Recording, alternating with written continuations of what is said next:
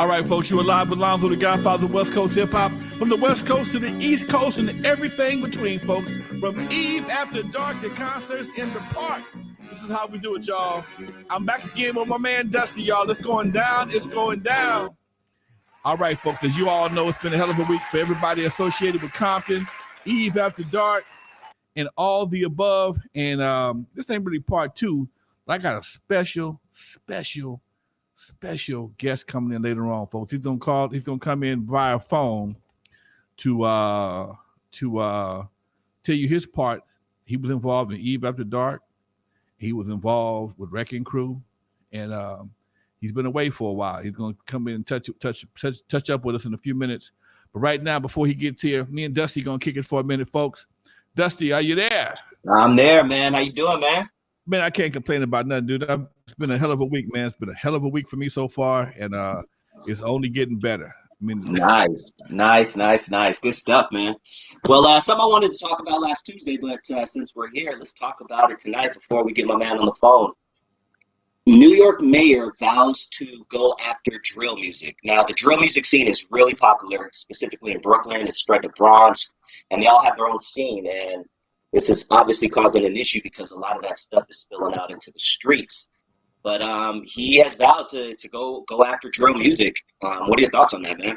Man, I think it's crazy. It's a damn shame that it has to come to that. But at this stage of the game, man, unfortunately, it is what it is, Doc. You almost, it's like you've been letting people get away with so much bad shit they think it's normal. And when people start thinking bad shit is normal, they only get worse. And, you know, it's like your kids. If your kid's writing on the walls and pissing on the floor or whatever, and you don't say nothing, they figure that's okay to piss on the floor and write on the walls till you whoop their ass and check them or give them some type of punishment for doing what they do. They're going to keep on doing it. And that's what I think that we have to at some point in time, man. Let it be known we can't keep doing this. We can't keep supporting this. We can't keep allowing this. And it's just certain things that grown folks have to step up and be grown folks. And I think that's a good move by the mayor. Some people ain't going to like it. And, you know, I ain't here to be your friend. I'm here to tell you what's right. When do you remember the government specifically start targeting rap hip-hop? Say it again. When do you remember? Let me close my window. Sorry, everybody. We're trying to figure out my mixer thing here, so that's why my voice sounds crappy. But when do you remember the government starting to target hip hop and rap? Well, I remember when what's her name? Tipper Gore was on N.W.A.'s head. I mean, the vice president. They were talking about them like they were part of the Iranian invasion or something. Man, they really was after N.W.A. And it just let me know that they had rung some bells, and to see that and to be indirectly a part of that was like, damn, Doc, it was serious. I thought so. It had to be like 94, and I think this is something that people forget, especially some of the youngsters who weren't really born in or maybe kids in. Around that time, the streets were horrible. The streets were very, very bad, and they were similar, but not as random as it is right now. Back then, a lot of shit happened. Right now, a lot of things are happening. It's happening to a certain group. And for some reason, hip hop or rap music, if you want to call it, rap music, hip hop has seemed to be merged and simultaneously involved with gang life. And it wasn't always like that. Gangs and drugs was gangs and drugs. But now it seems like for some reason, gangs, drugs, and hip hop have all held hands and walking down the yellow brick road of disaster. You know what? Speaking of drugs, 4 individuals have been arrested in connection with the overdose death of actor Michael K. Williams, who we talked about a couple months ago. Investigators say they continued to sell fentanyl-laced heroin despite knowing that Williams died. Talk to me. Bye. Bye. What you want me to do? What do you want me to do? Okay, dude, you selling a product that is deadly, and you continue to sell it. You don't destroy the evidence. You keep on doing it, and God knows how many other people have died from this. They just not as famous as Michael K. Williams, and I'm sorry for you. Hey, man, you chose that bed lie in it. Yeah. No sympathy, baby. Yeah, no sympathy at all, man. And Fresh out I the hope, box.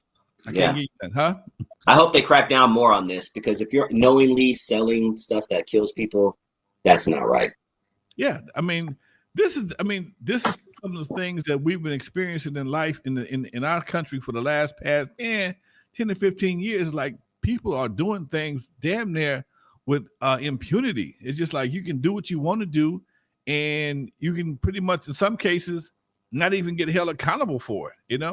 And it's just ridiculous, man. And I'm glad that somebody's stepping up on various levels to make some kind of difference, because without saying something, again, silence is approval, and that's the problem we have in America. Silence is approval. So if you don't go after the dealers that are actually probably the ones cutting it with fentanyl, try and make it more potent, but instead of making it more potent, it making it deadly. Yeah, man. When do you remember? Let's go back to like the 80s, early 80s. When did people start like cutting coke and stuff with other products? Well, cutting drugs has always been a way to maximize profits, but usually, when it came to cocaine, they gave you stuff like baby laxative, what's it, Minotal or Manite. Okay, it's a baby laxative. All you're gonna do is be taking a bunch of dumps. Okay, you're gonna get high, go to the bathroom, take a good dump. But back then, if they didn't like you, they may cut it with rat poison. Oh yeah. I mean, that's what happens when somebody was pissed off, whatever. They may put a little rat poison in your hookup. But the Manite that they used for cocaine back then was a lot less. It wasn't deadly. It just looked like cocaine. It melted like sugar when water hit it, but it just was able to make the product stretch out a little bit more. No, actually, how I know that. Mom's the word. Well, not saying that you specifically know this, but what is you mentioned one time good coke smelled like pee? Something like that. Yes. Good cocaine smells like cat pee. And it's not white, it's yellow. It's off like a beige color. It's not it's not white. And that was how you knew somebody was getting you, because you got this snow white shit. Nah, and it don't smell like cat pee. And it was a gentleman's drug, pretty expensive, right? It was very expensive, Doc. And it wasn't something that was very popular in the hood, except for the older set, the pimps and the players. It was like having a bottle of Cristal back then. You had your little something, you had that long ass fingernail, and if you shared that with somebody, you liked them a whole lot. Unless you was in some of the bigger Hollywood parties where they would pass it around like it's hors d'oeuvres.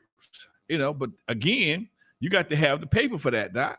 And I'd been to situations, man, where that shit was flying around like no bullshit, like potato chips, okay? In the bowl of this, the bowl of that, and whatever you like, there was a bowl of it. Can't take nothing with you, but you can hit no snort, take all you want. You can ingest all you want. Whew. Ain't no to-go bags in this, right? You can take some of them Swedish meatballs home, can take that home with you.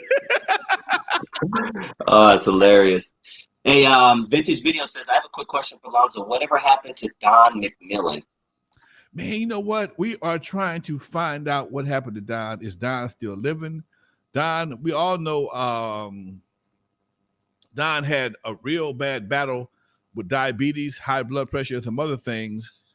And some people suspect he may have died, but nobody really knows. Fat is calling me right now. Oh, yeah. Let's talk to him, man.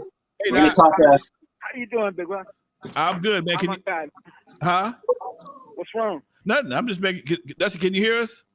Yes, I can hear Hear you. you perfect. Hear you Okay, perfect. I'm gonna great. put myself on mute. I'm gonna put myself on mute. All right, folks. On the line with me right now is one of my OG Eve After Dark right-hand men who later transformed over to World Class Wrecking Crew until a sad night when his life got turned around. He ended up doing 30 some odd years in the penitentiary. We called him Fat Fat. We called him Fat Fat. Okay? Fat Fat had the misfortune of actually killing a man at the Colors. He was the only person that according to the folklore, that actually killed somebody at the movie Colors. When I see that whack ass movie, and they used the movie to help convict him based on his affiliation. Fat Fat, tell us about that story, man. Man, that was like, now I can look at it and tell you it was one of the saddest days in my life, right? To ever even act like or think that I had the authority to do something like that. It melts me right now. It scares the hell out of me. And I didn't want to be that person. That's why I wind up where I'm at now. But to tell you about it is just, the movie itself had no effect on me at all because I was asleep. I was tired. I just had been with a girl that night, all that night. We stayed up doing our thing. But my dudes and them wanted to see the movie, so I went. Right? And I ran into a guy who I had some confrontations with before. It's not a guy. I gotta respect this young man because, like I say, I've done something to his family that I could never repair. And his name is David Dawson. And I feel I'm at awe, and I don't have no words to give him because I'm sorry, and I wish I would have never done it. Don't fix the fact that it's done. Right. So they know that I feel that way because I've turned my life around like that Beetlejuice head in that movie when he slapped himself and his head was spinning. That's how my life done. Now I'm a totally different person than that person right there. Well, you know what? You was a good dude before you did what you did, Doc. That's why I messed with you in the first place. The part that made me good was you though. Remember, if you can recall, you watched me grow up in the neighborhood. You pulled me out of the gutter, literally. Literally. When I was in the gutter, literally. I was in the gutter. We're gonna tell that story in a minute. Yeah, and so ever since then, you told my mother, let me take care of him. You remember that? You said, let me have him. Right. And my mother said, okay. And you took me ever since until that night you say, hey, I need you to move for a minute, and then this happens, right? Yeah. But the thing about it is that the movie itself was some bullshit because it didn't depict the life of the gang members. That ain't how we live our life. We didn't play like that. I don't know. Stags didn't live their life like that. You know what I'm saying? Right. So it had no effect. It was the effect that I was uneducated. I didn't know my asshole from a hole in the ground, and I messed around and made the ultimate mistake of taking a man's life. So when I got caught, because I tried to run as hard and long as I could, it wasn't about the people that was with me. It was about me saying, yeah, I done it. I'm sorry. I thought he was going to shoot me, which I really honestly thought it, because that's what he had just done the week before. He had pulled guns on me in front of my father's club. So I'm thinking this is the same thing going down, and I acted first. But come to find out that wasn't the case. He was trying to leave a dangerous situation. And so I had to admit that. I had to come to terms with, you fucked up. And that was, I got 6 boys, 3 girls, and 28 grandkids. Goddamn. And I got to tell them all this story, and I got to let them know why it took 30 years out of my life, and then 3.5 more since I've been out, being here, being reformed, making sure that I never make a mistake like that again. Make sure that I don't have no anger issues. Make sure I know to run when somebody's talking loud or getting crazy with me. Don't try to stand your fucking ground, man. That's the ugliest thing in the world. And you don't know that if you don't get to come to places like where I'm at. Because this place where I'm at, not only did they come and said, we're going to save your life and we're going to help you because we see good in you, they did it. And they're still doing it to this very day. Wow. And I don't, I would literally kiss the ground this lady walks on for the simple fact She is my mother, Teresa. She is my mother. She's the one, my mother passed talking to me on the phone to her last breath. Wow. This is the only mother I know now. And that's Miss Wow. Mimi I didn't Silver, know right? that, Doc. Yeah. Well, I was so out of control then. They just actually opened up high power, rolled a phone, made it hit the wall and bounce off the wall in front of my cell. Me, Herm, Andrew was in high power. We was in the 3 high power cells, and they like, Queen, call you home. And I'm like, what the fuck? We ain't never seen him put no phone in high power. And so I called, and my mother was actually on the deathbed right then. She forgave me and told me what she was seeing as she was passing, and took her last breath with my daughter, Rati Queen, in the bed with her, and everybody screaming and hollering. And I was like at a standstill because me and her had the best conversation in the world. She was like my homegirl. She was like the person I'd run to, and it kind of upsetted me because I moved her from Stockton to LA right in back of me, got her house right in back of me, and my wife at the time, and she was doing good. I had her at UCLA. Her cancer was under control, and then I did what I'd done, and then she tried to follow me, and it blew up in her body. So I felt responsible for a long time until I became Muslim, and then I understood death a little better, and it made life easier for me. But Lonzo, that you making me recall stuff that puts plenty tears on my heart. And you making me go through things that I can walk through and I can tell these youngsters about, because we really don't know how important it is of taking a life from another family besides talking about it. But it has an effect that we can't replace. And, I'm going to spend the rest of my life speaking for this man and the hurt that I caused his family. But when I say for him, to say that that was too sensitive, that right there should not happen. It should stop happening. We should stop doing that. We should stop playing this game so tight to the vest to where we think we're God, because God is God. Whoever it is that's up on us that close, we need to get away from them. That's the best thing I can say. Get away from them and stop. Get a little better at life. Because there's some better things here to do. Besides what we're doing, we just got to offer them to our youth and show them that all that life and all the stuff you see that you want, you can get this way right here too. You ain't got to go that way. You can get it this way too. Now, that testimony is powerful, Fat. It's powerful. I'm gonna call you Fat no matter what. Let's go back. Hey, what? You know what? You remember when you came and testified in my trial? Yeah. Because that was my gang name too. Yeah. And they like, well, that's the gang name, you had to bring my Eve out the dark jacket. No, I told them that day, all this is public record. This is how dirty though. Let me just say this, because I gotta say this. If I don't, I feel real stupid. The DA had a clear-cut case. I was admitting everything, but the dirtiness of that DA was to play the movie and then point to me, play the movie colors in my trial to my jury, point to me and tell them that's me. That now I don't know how much money a black man got to have to defend himself from that. Right. You know what I'm saying? I don't even know how he got to do it. He played this movie for my whole trial. He played Colors movie to my trial and tried to tell him this is how we live. This is what we do, right? And like I said, it was way different for our lifestyle than that.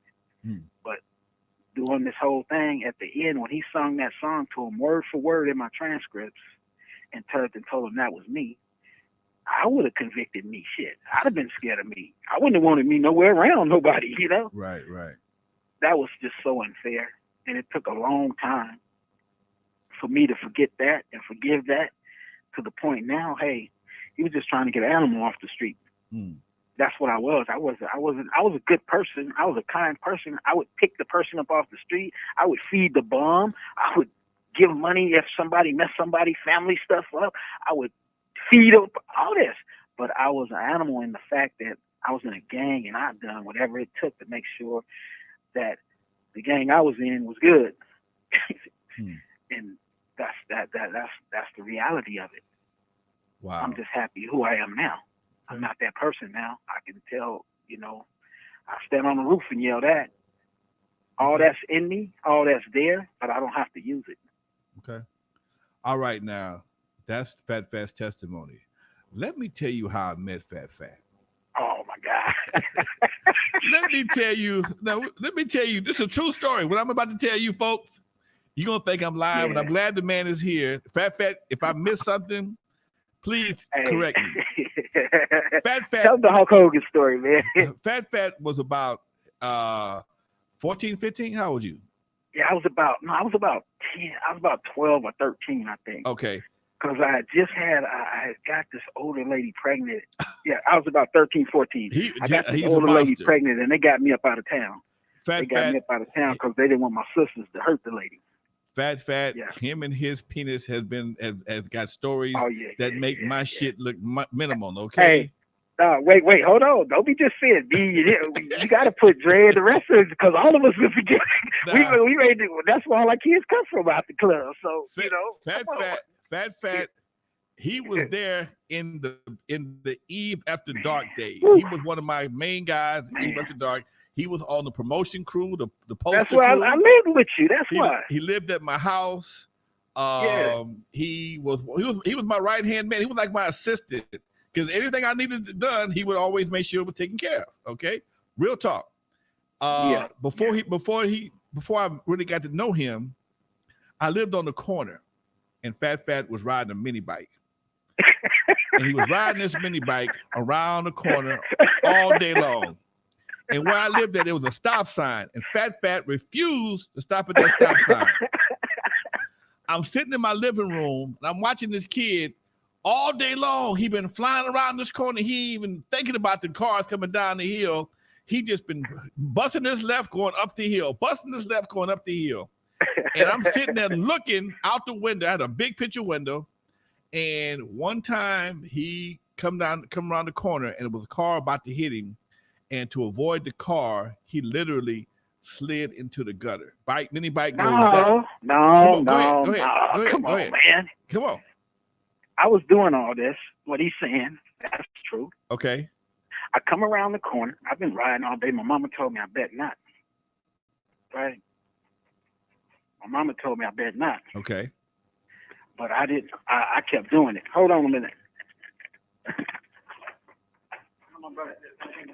I know for sure at some point in time, his ass was in the gutter. Hey, so this what happened. Go ahead. I come around the corner, and the mini bike, I'm young. My mother told me, you better not bring your ass out that yard, boy, and get on that thing. It'll kill you. My dummy ass, as soon as she drive off, I'm in it. I'm going around the corner, like you say, the time to time. It's getting fast. It's getting funner. I'm smiling. I got dirt in my mouth and everything. And so I bend this corner, and the car comes. So I had to swing out farther. But now, check this. It's a hatchback station wagon sitting right on the side of Little Rose and them house. Right. The girl that I was dating, right? And so I run into the back of this hatchback and hit it. Bam!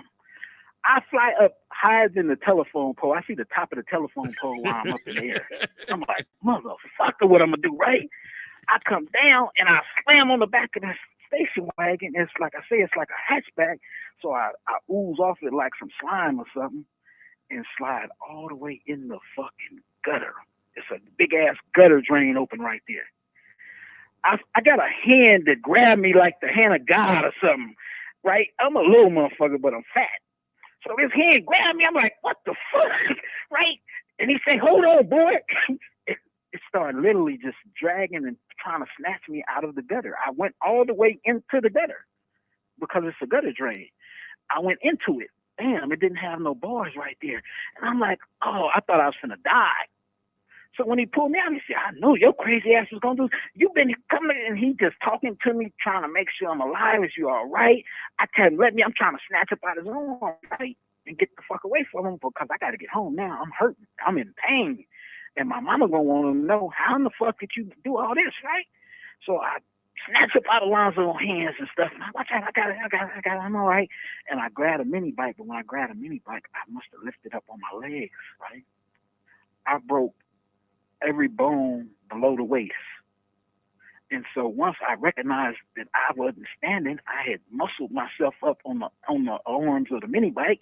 I fell back down, and my pants done the Hulk Hogan move and just said, I just started busting out. And Lonzo was looking at me like he was scared or something, like it was the Exorcist. He was just looking, and my shit is just, and it's blowing up big and fat as fuck because all my bones is shattered.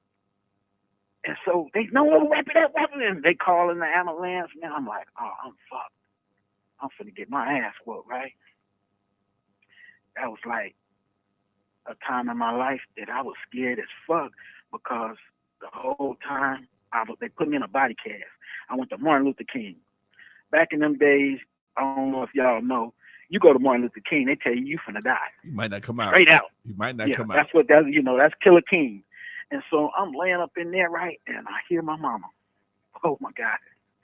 Hey, I hear, where's my baby? Right? Because I'm her baby boy. I'm living in the house with like 15, well, not 15. I got like 7, 8 nieces. No other boys. All girls in the house. And she like, where's my boy? Where's my boy? I done left all the kids at home. She's like, where's my boy? Where's my boy? And so she's like, where she's at. Then she said, what? Didn't I tell your motherfucking ass, don't get her? Hey, and she wanted to hit me, but she didn't. And she just, look what happened. Look at you now. And I'm like, man, I'm in a body cast. When you're in a body cast, you stretched out like that shit you be seeing on the movies. Then you be seeing a motherfucker stretched out, can't do nothing but, right? And so that's how I actually just like was in shock and awe. That's how I met Lonzo. That was before I started working at the Eve, because I started working at the Eve when I was a young kid, right? We always knew about the Eve because Jerome Austin and Kenny Griffin and all of them, Warren Brothers, used to always go. Right. And we used to go up there, and then they used to kick our ass because we trying to get in. We see brides, we trying to get out. Y'all used to beat our ass. Get away, get your little ass, That's why it was so ironic when I started, when you finally, I think I went to jail. I went to YA, and I got out, and you told my mother, I got him. That's what you said to her. You said, I got him. My mother was looking like, she remembered you from saving me, right? And she said, I got him. And it came from, I started getting in the E before I went to YA. Then I went to YA and got out for some stuff that I was doing, driving trucks for another family I was living with.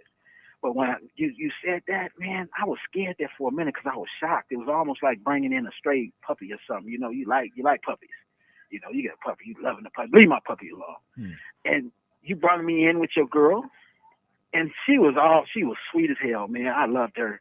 I was mad when you left her, but I was okay because I know you was the one who cared the most about me. You showed that. You've done that. You try to give me anything I could think of. That was just amazing to me, And as I grew up, because I grew up with you, until I met my wife. Wow. Literally, you know what I'm saying? And I grew up just like me, Dre, Unknown, and all the rest of them. We grew up right there. So you used to let me work for Unknown when you didn't have me on security, wrestling everybody and catching all them dudes smoking that shit in there. You know what I'm saying? Yeah. When I wasn't doing that, you let me work for Unknown. I worked the bar.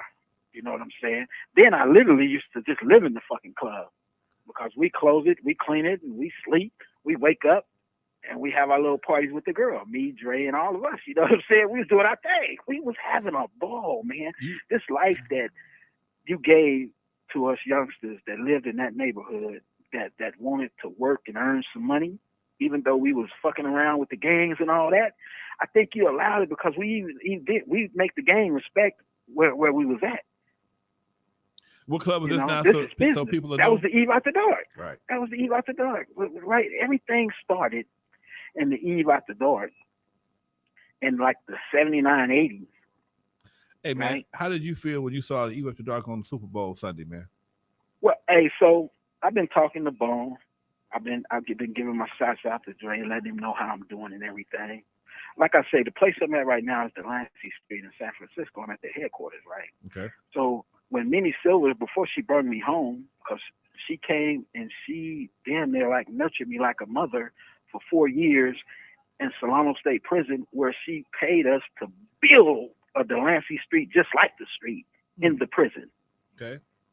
See, they have a place in prison that starts early working on people that want to change their life and come and be a better person and need a way to do it.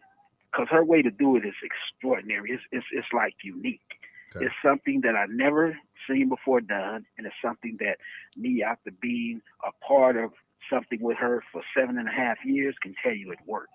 Because it took her 7.5 years to just, hey, I don't never want to do anything to make her feel any way but proud of me. If she feel any way but proud of me, I feel like I'm in trouble, because I feel like one of her kids, and I'm so fucking proud of her. Like I said, I'll just keep kissing the ground she walk on just to make sure she got a clean path. She is a remarkable woman, but she came and she saved my life, and she told me that Governor Brown want me to bring my program in here, and I refuse this. I'm not gonna do this. This is ridiculous. This is ugly. My program worked. I know it's good, and she came back. She just kept coming back talking to me. They pulled me out of my cell one day when they came in. Just fortunately, I don't know how I always get this.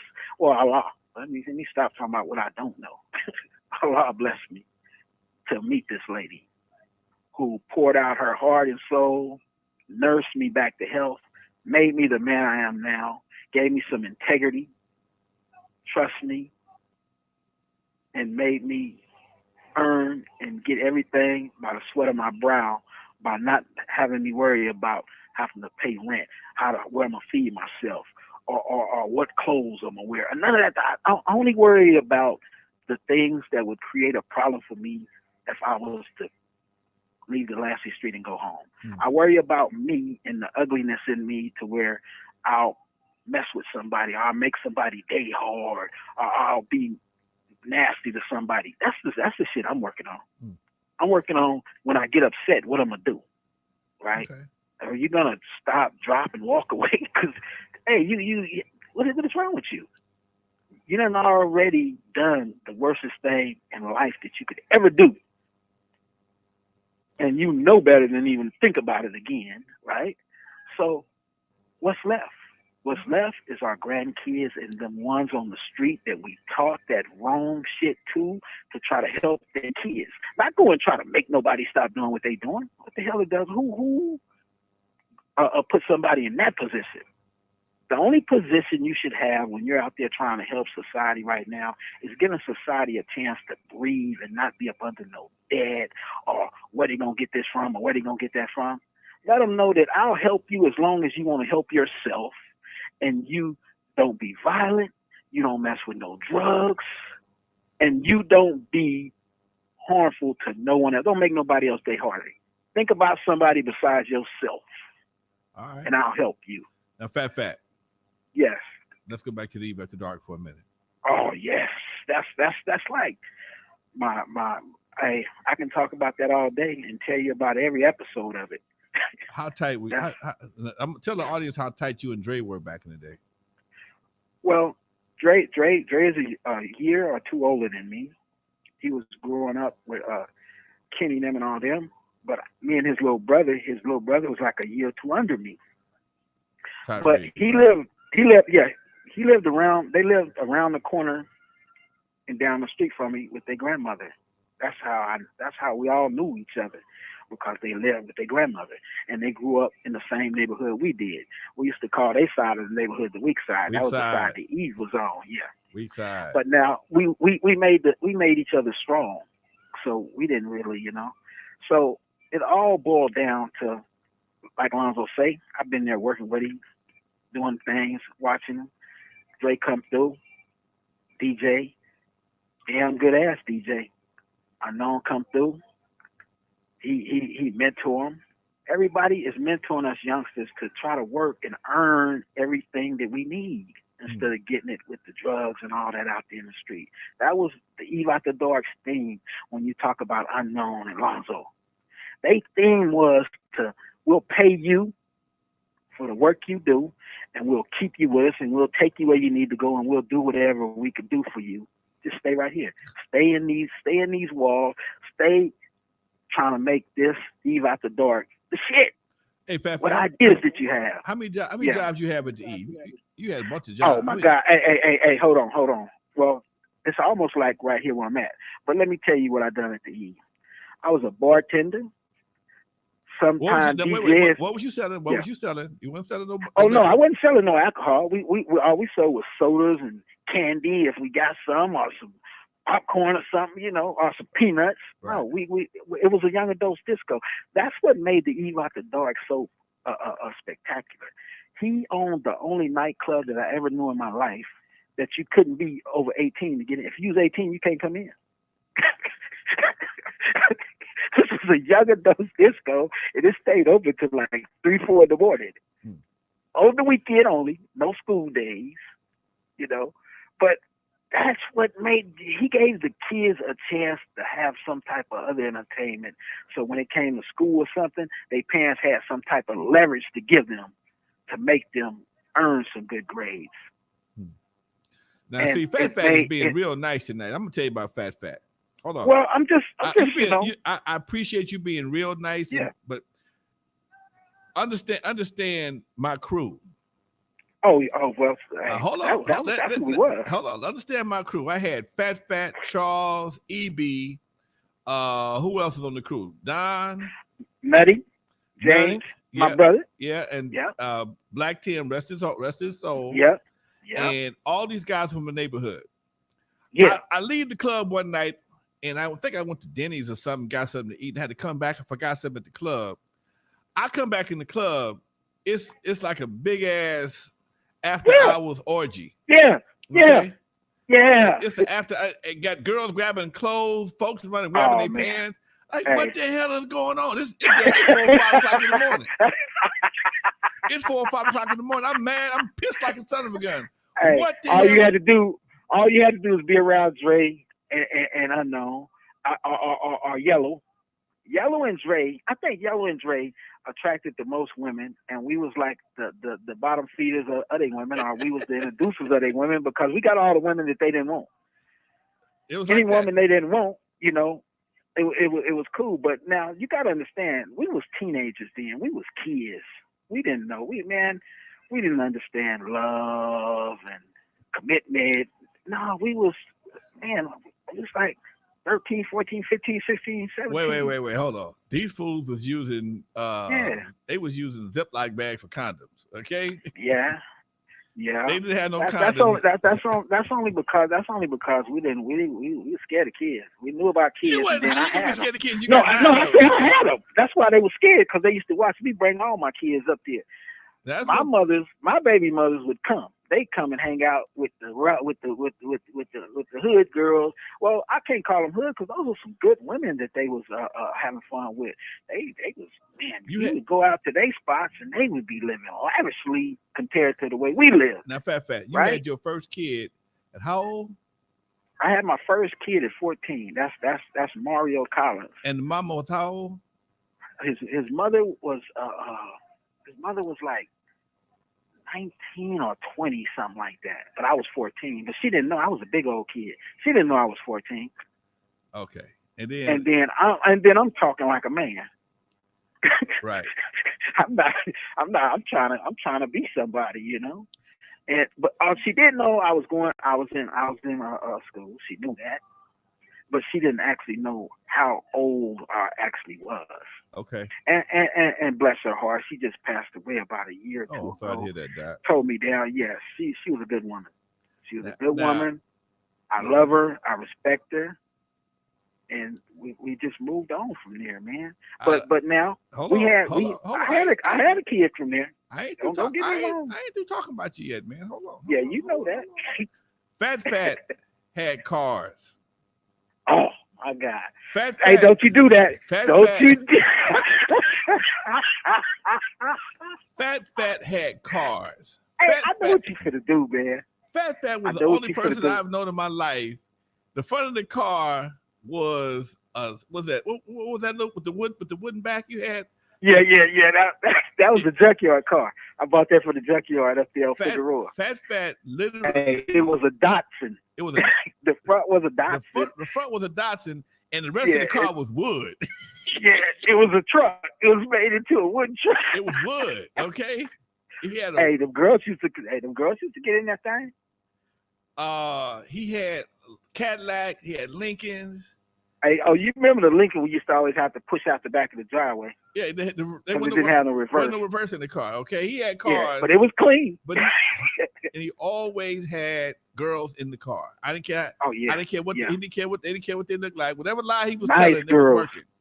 Yeah. Whatever lie nice he was, girl. And I just like to share this with y'all, man, because Unknown. If Unknown was here.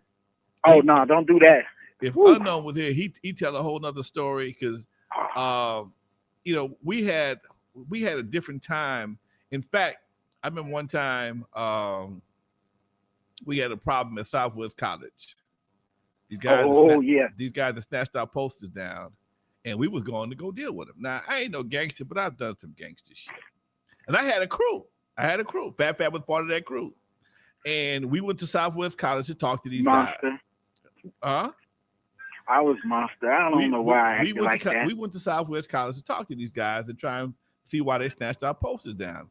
And for some reason, they was very disrespectful. And here's the crazy part about my crew. They did not like nobody disrespecting me. I didn't have to even get mad. Hell no. I didn't have to get mad. That's fighting words. Okay? But this guy kept smiling, doing silly shit. And one of my guys, Vince, said, smile one more time. And he did. Vince knocked the guy down, started whooping his ass. Now, I had Big Chuck. Chuck is like 6'7". Fat, Yella. I don't remember Jerry being with us. Vince, Unknown might have been there. Unknown was there. Yeah, Unknown was there because I started fighting too. I think I was the one that hit the dude that was making fun. Vince hit him first, and then y'all started whooping on the guy. I'm trying to pull y'all off of him, and the last person on the ground was Fat. They Lonzo. Hey, but this what I always would remember though.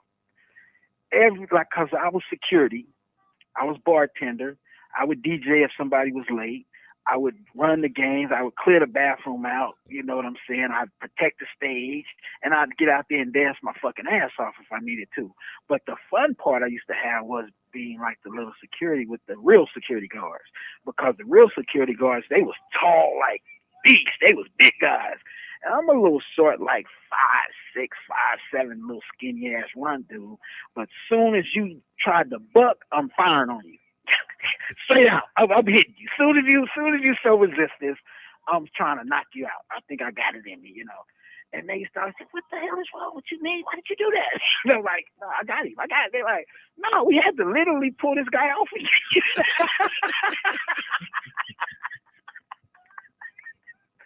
And you didn't have him. We had to pull the guy up off of you, man. Right? And I'm like, well, no, he didn't hurt me. He's like, no, he didn't hurt you because we was there. Your ass. But you socked the shit out of his ass. But he couldn't believe it. Yeah, he couldn't believe that you hit him. He like, this little motherfucker. We had an interesting crew. I had a policy at the club. If you see me fighting, you better jump on somebody. Oh yeah, man. Was you there the night when the Village and Nicholson Gardens got into it? Oh man, Power and all them, man. Yeah. Hey, that was like the crazy. And then my boy Green Eyes. I became close with a lot of them. Okay. After that, right there, because they understood that they can't talk to you like that, and they understood that you was like the glue to our whole neighborhood. You was from our neighborhood. You gave jobs to all of us. You made sure when we went to school and stuff, we had money, and all. You cared. And don't come up there until after you do go to school. You know what I'm saying? Right. So it was like people didn't understand how that club survived because Crips and Bloods came here. And we used to keep the peace by just saying, after the party, your ass better be gone before the lights go out in the car. You know what I'm saying? Right. We used to let sometimes they leave first, and sometimes they didn't. We left when we wanted to, because it was in the blood neighborhood. But we would always try to get, if it was like it was going to be some funk or something, well, we would know it. And we would try to shuffle them out. You know what I'm saying? That's just like Bone and all them. Bone and all them, when we grew up, right, and I dove deep into the gang after the E and after the Wrecking Crew and all that, right? As y'all was going, because we went to Hawaii. We was in concert with Anita Baker Surface, and there was somebody else when we stayed at the Ilakai at that time. Right. And it was me and Dre in a room, you and the lady in a room, Unknown, not the Unknown, but Yellow. Hey, that was then. Okay. You know, they can't be mad about the past. The past was like something that raised us, right? And then I met your wife. She know I love her, and I come out there and defend her. She know that. But let's get back to this thing that I'm saying about how we was groomed in that, right? We always knew, and that's why I think Dre and Unknown and Yellow and all of them, I think they got they skills and how to stay focused on the business side of they stuff by remembering some of the things you done and some of the things you taught. We was friends and we was all that, but it's also a business. And when it came time to being paid, you know, the money got broke down the way the money got broke down. Some people was happy, some wasn't. You know what I'm saying? But at the end of the day, it wasn't like you was stuck here. You know what I'm saying? Okay. It wasn't when things grew up, because you remember I left and went to jail again. And when I got out of jail, that was like in the end. We was closing everything up. We had already moved over to do those. We had both spots, and it was like it was getting big then because Dre and Yellow and them had already went to New York and DJ'd against Run DMC now. Okay. Remember when they had that beat thing going? And then Run DMC and them came back over to the Eve After Dark, them and Curtis Blow. Remember that? I had Curtis Blow first and Run DMC came over later, yeah. Right. That's when we moved the DJ booth, the DJ stage, like it was floating in the air right over there on the side. Right. Remember that? Yeah. And so it was like, man, this is like having the time of your life with all these people who we never knew would be what they are now. You know? How do you feel about that, man? I mean, you was there in the beginning. A lot of cats. You know what I feel? Go ahead. I feel like I fucked my life up, right? And I'm just happy that I was a good person and I always stayed in contact. Because even Dre, when I was with Harry O, you know, me and Harry O, we almost went down together, and we was doing all our Pelican Bay, all our. So I'm at Solidad, right? I run into Harry O again. Oh, youngin, what's Harry? Right? I'm all right. How you doing, little brother? We all right. But now he's a giant. But I call everybody little brother because I'm older than them. Okay. Right? And so he like, so did you talk to Dre? Man, Dre doing good, man. What is he doing for you? I'm like, man, I'm not the type that be calling and trying to get something just cause somebody that came up or then became somebody. My friendship is like a brotherhood to Dre, and you like my father, but I call you my uncle, and I've been calling you my uncle ever since I moved in with you, because that's what they are. Well, why you live? That's my uncle. You know what I'm saying? And everybody just shut up because they really don't want no problem. But at the same time, Harry will say, man, I'm finna get you to talk to Dre, man. Dre will help you. They talk about you all the time. I'm like, I know, but I don't want to be the one that got my fucking hand stuck out. When all alone, when we get to the part about the studio in the backyard, that's gonna probably blow a lot of people's mind. But the thing that I'm talking about is that Harry Yo put me back in contact with Dre, and that right there was like a blessing to me because Dre, I sent my case to him, my appeal that I done myself, and he took it to the lawyer and told the lawyer, this is my little brother, I need you to help him. And they tried. Okay. You know what I'm saying? Didn't know that. People don't know that. Yeah, I didn't know that. That's what I'm saying. I didn't even have to get on the phone and tell Dre. He said, what you need? You want money? No, I want I want a fucking lawyer. Fuck some money. Fuck a money, right? And so Harry O tell me later, Harry O says, because they tell me here, Harry O say, man, you should have got the money, put it in the bank, and then handle the lawyer yourself. I say, no, Dre's going to take care of it. I'm not worried no more about nothing. And so when they got the lawyer, Harry O went and looked into the lawyer. The lawyer was a finance lawyer. Mm. He didn't know how to handle my appeal, but he done his best. Okay. I was thankful for that. You knew Harry before you went to jail? Right, on the street. I didn't know that. Well, we all grew up together, and like our neighborhood was a part of all their neighborhood before we split. I and Warren split it up. We split our neighborhood up and became Atkins. Okay. But before then, we was West Side Piru. And so people like Jerome and all them, they were still mad. They was like, no, this West, no, we Atkins now. We ain't, I don't know what the hell y'all talking about. This is what we doing now. You know what I'm saying? Okay. And so we battled a little bit, but everything turned out good because we took care of everything. But what happened is that, like I said, Dre done what he done. I was thankful for that. Okay. Didn't even have to tell him. All I told him, I don't need no one. I just need help with a lawyer. He did that. That was out the kindness of his heart. That was because, like I said, we're like brothers because we grew and we know each other that well to where he know I'll never, ever allow nothing or would say nothing or do nothing that would upset the fabric that we have between each other. And that's just how it is. You know what I'm saying?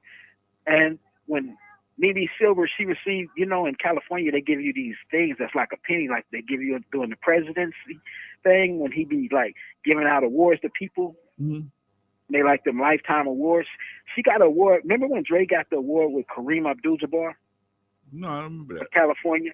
Yeah, it was back in 18. It was the beginning of 18, I think, or the ending of 87. Dre got one of them awards for California. He done something for somebody, and Kareem Abdul-Jabbar got one. Mimi Silbert got one. And so when Mimi Silbert took the mic, she told Dre, she said, yeah, you rap about gangsters, but I live with them. And so she told me before she was going to get it who I was going to be there. So I'm telling her, just tell Dre this name right here, Fat, right? She said, I'm not doing that. She said, I'm not telling her that. What did that mean? I said, no, if you tell her that, she's going to know that you know his brother, right? Because we all was like families right there. You know what I'm saying? We all took care of each other. We all fought for each other. We all, when you need a girl, you need a second man. You know, me and him, almost every time we went on the road together and we was together, we was in the room together. Or I was at their room door trying to pick off somebody they didn't want. One of the two. All right. You know what I'm saying? That's just how we rock. Fat. But I'm going to bring you on camera next time, Doc. We got to wrap this one right here up. We got about a few more minutes left, and we got to ask some questions in the chat room right quick. Hey, check this one out though. Why you didn't ever tell them about the studio days, man? When you brought Eazy-E over there and how Eazy-E used to feel about me because I was a different gang member than he was, right? Uh-huh. And then I just done my job though. I always did my job. Okay. Because I couldn't get you upset, so it was never no funk. But you used to tell that he was kind of uneasy, and Dre used to be laughing because Dre already knew what it was from the way I used to dress. Right. And he used to always tell me, man, stop that, right? And so then, on top of that, I just need to know, you know, when Ice Cube and them going to give me back some of the jewelry they took from me, you know what I'm saying? Because you remember my job was to go get them and bring them to the studio in the morning, you know what I'm saying? They used to ransack my room back when they was little rug rats, you know what I'm saying? When they was little guys, right? And I didn't care because we loved them. There was our kids right there. They was doing their thing back there in that studio, so it didn't matter to us, you know what I'm saying? Much love, but Fat. This is the story we're gonna have to let everybody laugh about because this is, you know, that's what we done. I'm gonna bring man, you back. as we grew. I'm gonna bring you back on the show, Doc, because we got a lot to talk about, man. We got a lot to talk about. Fat, yeah. Much love to you, Doc, man. Keep your head up, Doc. Keep your head straight, and I'm gonna get back to you. All right? Hey, I love you, like I always will. You keep doing what you're doing, and I need you to teach me this, man, because all right. I need to let these youths know about these 30 years, and I need to let them know what they taking when they do take a life from somebody. You got it, Doc. I need them to know this pain, man. It's a pain that'll never cure. It ain't, you know, it's only good because you think you've done something, but you've done nothing but hurt a family and hurt yourself.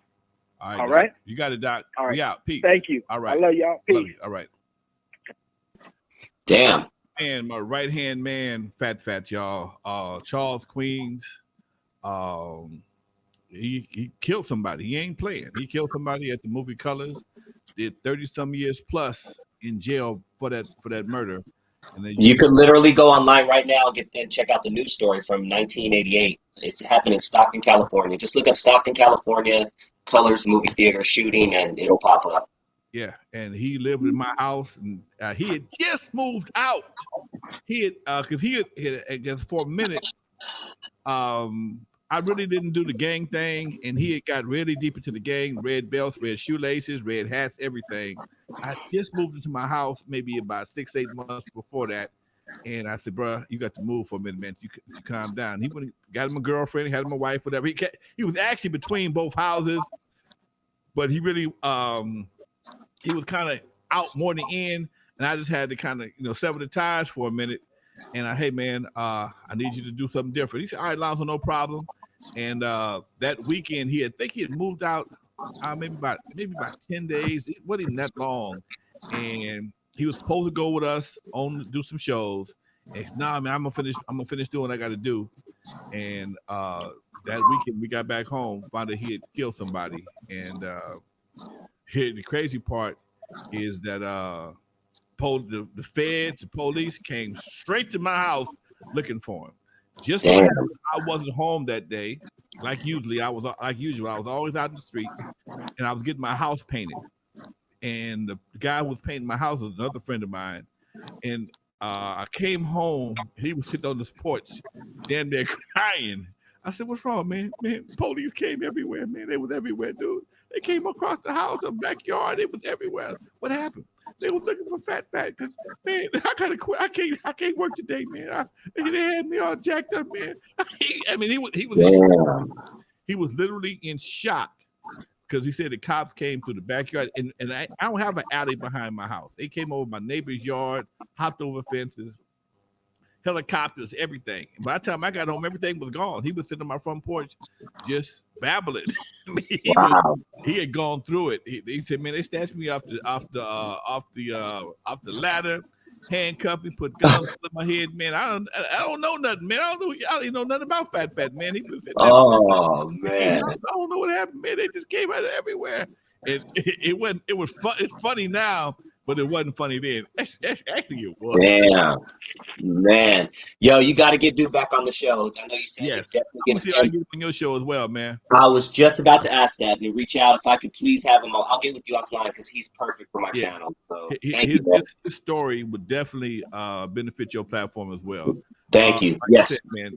He was a great kid, dude. I mean, and it don't take but a split second for everything to go left, man. And that's the part that most cats don't understand. All that hero shit trying to prove something to somebody that ain't gonna send you no money. I looked out for him for quite some time while he was in jail, man. I sent him packages and stuff, and it really showed me how the prison system worked. Because at first, he would just mail me a letter. I can go to Smart and Final, get some cookies, some top ramen, some draws, whatever the case may be. I could get them at regular prices. Okay. Then about halfway through the sentence, couldn't send him stuff no more. You had to send them money. And if you send them money and they owe restitution, they start taking the money for restitution. Yeah. Families, whatever the case may be. So I had to send money to his cellmate or something like that so he can get it. Oh man, it was really crazy, man. And then when he did get the money, the prices that he was paying for stuff was so high that, if I sent him $50, it didn't do a whole lot because they was charging, so the prices were so exorbitant from over gouging. It's just ridiculous, man. So more power to Fat. I hope he keep his head up. I'm quite sure he will because he don't want no more of that right there. And I don't want to see him go. What else we got? Left. That was dope, man. I mean, that was a full hour right there, man. I got to get some food in my system, man. It was dope sitting in with that, though. But, yo, thanks to everybody in the chat room showing mad love. Let me pull it back up real quick here. I know Marlon Cozy's always checking in. Shout out to CL. Hold on 1 second. Yeah, man. Couple of people asked. Hold on, real quick. Sorry, man. I ended up closing my shit down. I want to talk about something next Tuesday for sure. A couple of things that you brought up in this particular interview. But unknown Raider guy asked Lonzo, will there ever be a world-class or Lonzo Williams buyout there? You know what, man? There's two documentaries being done on me right now. One is in post-production, one is in pre-production, and we also about to start working on the Eve After Dark documentary, because the Eve After Dark has a story within itself. That's the one. That's the one right there I want to see. The Eve After Dark has a story. The Eve has a story. My House has a story. Doodles has a story. Skateland has a story. There's stories that about the actual the platforms that were here on the West Coast, and these platforms were something that everybody kind of went through. And that's what makes them so important. Everybody came to the Eve at one point in time. Everybody went to Doodles. Everybody came to Skateland. Everybody came to My House. So it was like it was almost a training time for everybody to just come through different spots and just get like Fat said, him and Easy didn't get along that well. I never really saw it, but Fat was red team, Easy was blue team, and they about the same size, but they knew I wasn't gonna tolerate no bullshit either. Okay? That's respect. That's respect right there. I wasn't gonna tolerate no bullshit. So everybody kept their hands to themselves and their opinions as well. Eve After Dark is still standing as a building. It's been vacant for about 3 years. The owner died. It's going through some legal situations right now. So this is a question for Buckshot L64. Eve After Dark is still around, but it's not open right now, folks. It's not open. You never know. The story is not over though. It's etched in history now with the Super Bowl, and I know this is only the beginning of the Eve After Dark story, and I'm glad I'm in, at the new beginning of the Eve After Dark. Shout out to Russell Adams earlier, though. He gave us a shot. He shot $5 to the station. Really appreciate you, Russell Adams. Much love, much love. But yeah, man, I got to go. Shout out to American Negro for holding down the chat, asking everybody to share, like, and all that good stuff. Once again, Marlon Cozy, man, he always checks in on my channel too. Joshua Tall, Unknown Raider guy.